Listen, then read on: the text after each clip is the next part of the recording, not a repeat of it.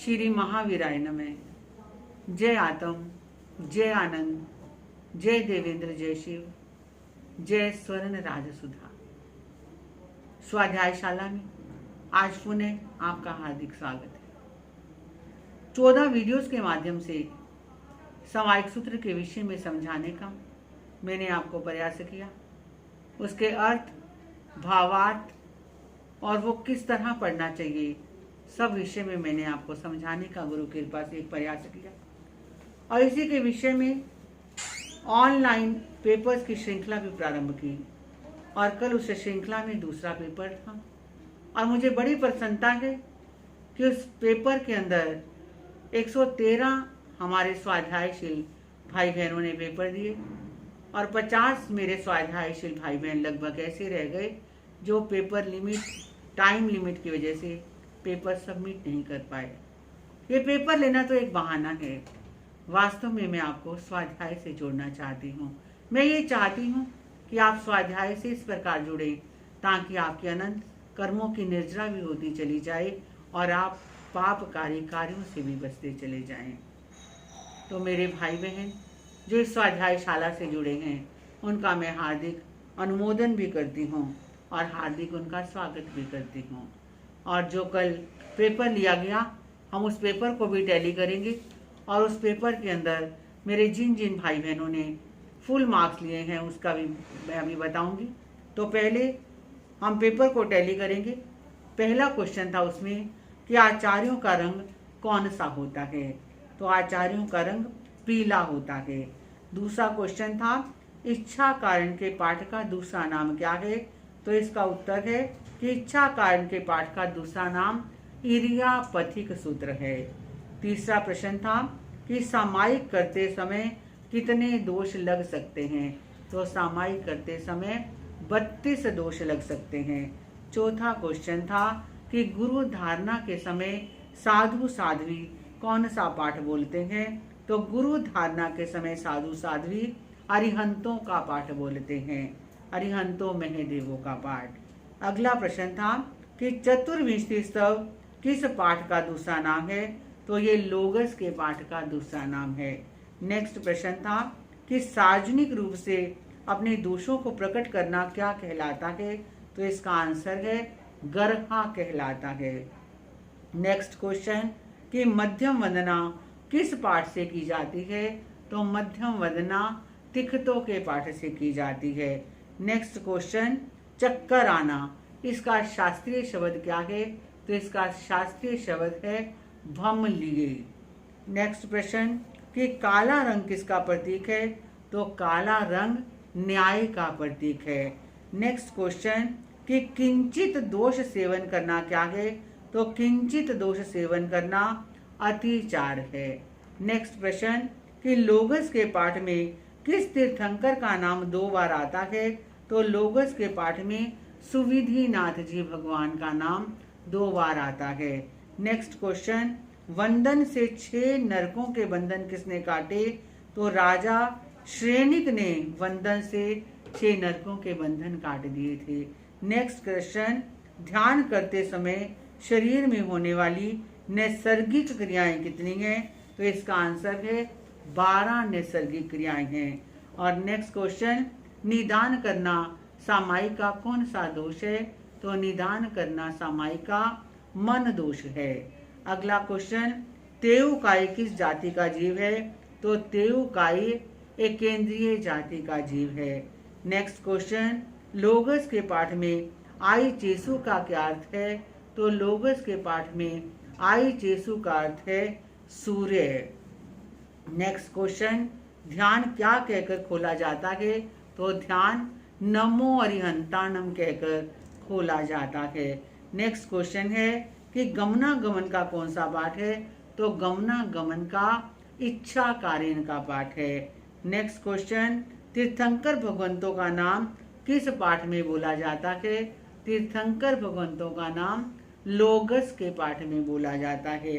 Next question सम्मुख आते हुए को रोका हो, इच्छा कारण के पाठ में इसके लिए क्या शास्त्रीय शब्द आया है, तो इच्छा कारण के पाठ में सम्मुख आय को रोका हो इसके लिए अभिहया शब्द आता है। स्वाध्याय शाला की कितनी वीडियोस आ चुकी हैं? तो इसका आंसर है 14 वीडियोस आ चुकी हैं। नेक्स्ट प्रश्न, कषाय के कितने प्रकार हैं? तो कषाय के 4 प्रकार हैं। नेक्स्ट क्वेश्चन, तसउत्तरी करनेनम का दूसरा नाम क्या है? तो तसउत्तरी करनेनम का दूसरा नाम आगार सूत्र है। नेक्स्ट क्वेश्चन, जैन धर्म के झंडे में कितने रंग हैं? तो जैन धर्म के झंडे में 5 रंग हैं। और लास्ट क्वेश्चन था कि उत्तर भारत प्रवर्तनी के पद पर आसीन साध्वी जी का नाम क्या है? तो उत्तर भारत प्रवर्तनी के पद पर आसीन साध्वी जी का नाम श्री सुधा जी महाराज है। अब आप खुद ही अपने नंबर जान गए होंगे, पर फिर भी मेरे जिन जिन हमारे स्वाध्यायशील भाई बहनों के पूरे मार्क्स आए हैं मैं उनका नाम डिक्लेयर करूंगी। बहन दिशा जैन फगवाड़ा, अलका जैन सरदूलगढ़, पायल जैन सरदूलगढ़, संजीव जैन लुधियाना, कोमल जैन बलाचौर, कंचन जैन फगवाड़ा, शैली जैन मुंबई, निशु जैन लुधियाना, बबीता जैन रायकोट, लक्की जैन अहमदगढ़, अलका उमेश जैन बंगा, ललिता जैन अम्बाला, मोनिका जैन लुधियाना, समृद्धि जैन लुधियाना, समृद्धि जैन रायकोट, नीलम जैन सरदूलगढ़, कैलाश जैन अहमदगढ़, आशीष आंचल जैन विजयनगर, कशिश आंचल जैन विजयनगर, आरती जैन मुकेरिया, अरहम जैन पट्टी, निर्मल जैन पटियाला, नवदीप जैन मुकेरिया, पूनम जैन अहमदगढ़, अंजू जैन किशनगढ़, सुषमा जैन लुधियाना, शोभा जैन मुनर, बिंदु जैन बेंगलोर, श्रुति जैन रायकोट और मधु जैन पंचकुला। ये हमारे कैंडिडेट्स हैं जिनके फुल मार्क्स हैं, और जिनके भी जितने मार्क्स हैं सब आपको घर बैठे सबकी लिस्ट, पूरे जिन जिन के मार्क्स हैं वो सबको सब के मार्क्स की लिस्ट घर बैठे मिल जाएगी। तो हमने एक पड़ाव पूर्ण कर लिया, यानी हमने जो सामायिक सूत्र के पाठ थे वो पूर्ण कर लिए। अब चलते हैं हम अपने दूसरे पड़ाव की ओर, और दूसरा पड़ाव है 25 बोल का थोकड़ा, जिसे 25 बोल का स्तोक भी कहते हैं। आज से हम वो 25 बोल का थोकड़ा, 25 बोल का स्तोक वो प्रारंभ कर रहे हैं। ये 25 बोल जो आचार्य भगवंतों द्वारा विविध आगमों से संग्रहित किया गया है, ताकि हम सबको जैन धर्म की बेसिक नॉलेज हो सके। बंधुओं, 25 बोल यानी 25 ऐसी बातें जो हमारे सिद्धांत से संबंध रखती हैं, जो जैन दर्शन से संबंध रखती हैं, जो हमारे आगमों से संबंध रखती हैं, उन 25 बातों का जहाँ संग्रह किया गया है वो क्या कहलाता है? वो 25 बोल कहलाता है। कोई भी हमने अगर शास्त्र पढ़ना है या जैन दर्शन में प्रवेश करना है तो उसके लिए सर्वप्रथम 25 बोल सिखाया जाता है। आप गुरु चरणों में आते हो, साधु साधियों के दर्शन करते हो, तो साधु साध्वी आपसे एक ही बात पूछते हैं, क्यों भैया क्या सामायिक के पाठ आते हैं? अगर जवाब हाँ में मिलता है तो अगला प्रश्न साधु संत का क्या होता है? अरे भैया क्या 25 बोल सीखा है?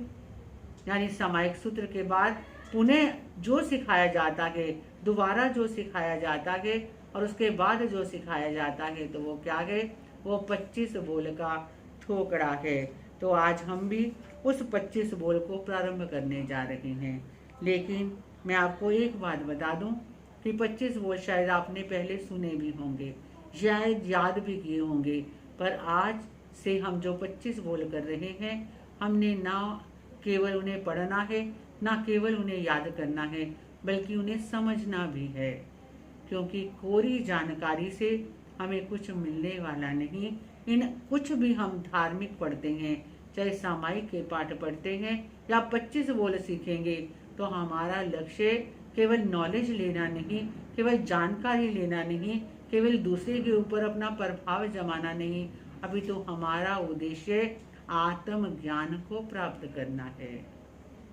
क्योंकि बंधुओं, ये आत्मज्ञान ही है जो मोक्ष की पहली सीढ़ी है।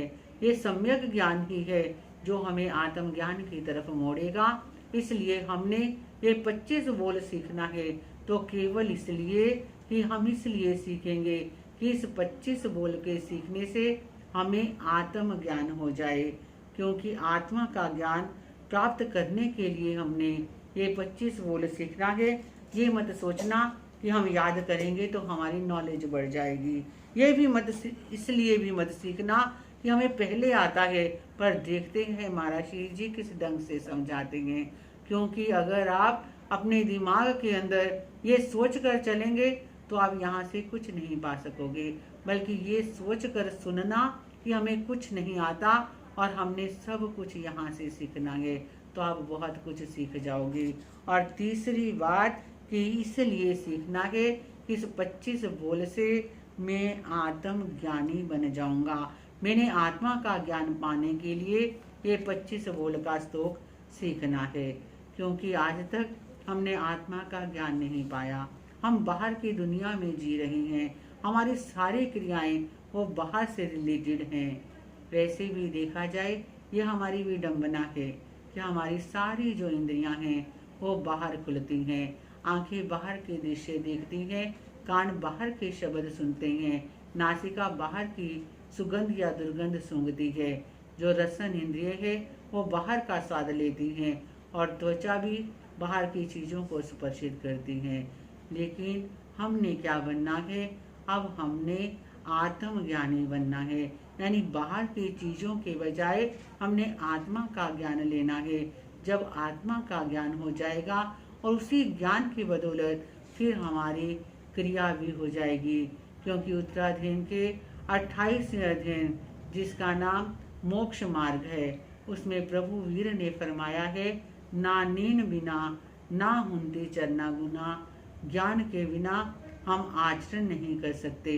तो वही ज्ञान को पाने के लिए कि हम आचरण करें और आचरण करके हम मोक्ष को पाएं, इसीलिए इसी ज्ञान को पाने के लिए 25 बोल का स्तोक सिखाया जाता है। तो वही 25 बोल आज से प्रारंभ किया है, और कल से वो 25 बोल कैसे चलेंगे, वो निरंतर प्रतिदिन आप श्रवण करते चले जाना। लेकिन एक ही बात कहती हूँ कि ये सोच कर मत समझना कि मुझे नॉलेज हो जाएगी, बल्कि ये सोच कर समझना कि मैंने आत्मज्ञानी बनना है, मैंने आत्मा का ज्ञान प्राप्त करना है, और इसी से मैं आत्मा का ज्ञान प्राप्त कर सकूंगी। ये सोचकर आप इस वीडियो से अंत तक जुड़ने का प्रयास करना। तो कल फिर आपके सामने हम उपस्थित होंगे 25 वो लेकर, पर आज आपसे विदा ले रहे हैं। ओम शांति।